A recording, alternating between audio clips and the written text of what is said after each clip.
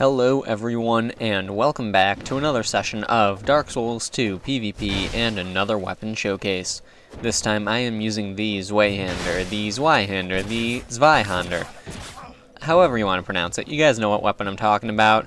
I don't want to see an argument in the comments about how this name is actually pronounced. I don't care that much. Really, it truly doesn't matter because you know what weapon I'm talking about, right?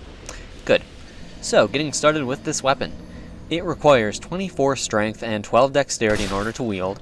It has a B scaling in strength and a C in dexterity. The physical base damage of this weapon is 350, and the attack rating is 512 withering of blades plus 2.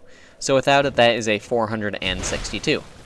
The counter strength of this weapon is 130, the poise damage is 50 per hit, and the weight is 12 units. Now, this weapon, it's been one that's always sort of been a fan favorite from the Souls games. It was extremely popularized in Dark Souls 1 with the Giant Dad build. You know, he's back, the legend never dies, all that good stuff. With that, this weapon really sort of became immortalized, I guess you could say. No puns intended. Really though, it's a good weapon. It really is a very good weapon. In this game, it's a little bit different than it was in Dark Souls 1, and that's not a bad thing. With the R2s now, you actually have a thrust compared to the overhead smack that you did in Dark Souls 1, and I really like that. Now, with this weapon, you are able to aim with the left thumbstick, even on that overhead one-handed R2. When you do that, and when you do the second R2 following, when you swing it back over, you are also still able to aim, although it is a little bit awkward to do. Overall, though, it's a really good weapon, really very user-friendly, stuns it incredibly easily due to that 50 poise break, and you can actually pull off a couple of pretty basic combos. The running attacks, of course, I'm sure you guys know, do send people flying. The R2s, of course, do send people flying, and it's always very satisfying to send someone flying over an edge with one of the running attacks, so that's something I have actually only been able to do once, but I'm definitely going to be trying again sometime soon. Anyway, the biggest pro of this weapon, I would have to say, would be the fact that its damage output really does not reflect its attack rating. On multiple instances, I was hitting over 700, and you know, for a weapon with an attack rating of 500, just over 500, I can't really complain about that.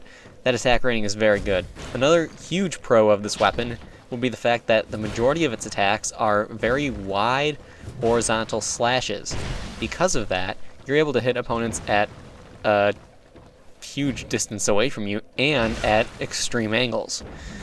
In addition to that, because you are able to manually aim with the left thumbstick with this weapon, you're able to change the angle even farther and really get people from pretty much 270 degrees around you. It's really very, very useful. Biggest con of the weapon is the fact that it'll make you parry when someone does a jumping attack. And I'm sorry, I'm losing my voice a little bit. My allergies, guys. It's been rough.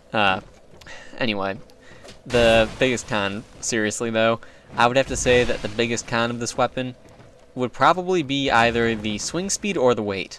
Now, the swing speed is not bad by any stretch of the imagination. It is an ultra greatsword, so of course faster weapons will be able to interrupt your attacks, and they will be able to stun you out of them in a lot of cases, unless you're wearing heavier armor than I am, of course.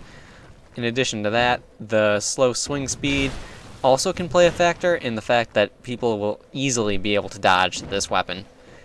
So, the other con that I mentioned, the weight, it is only a con if you forget that this is an ultra greatsword. That's really the only time that the weight would be considered a con in my opinion, because for the ultra greatsword, it is in fact one of the lightest, if not the lightest. I cannot actually recall if the standard greatsword is heavier or not, so yeah. Overall, very solid weapon, very, very good. The jumping attacks have a stupid amount of range to them. All of its attacks really have a stupid amount of range, but being able to do some combos with those jumping attacks is incredibly easy because even if the person does roll away, they are still within your range of a jumping attack. So that's something to keep in mind. Whether you're fighting it or, you know, fighting with it, those jumping attacks are something you want to really pay attention to, because, I mean, they can really kind of make or break the fight.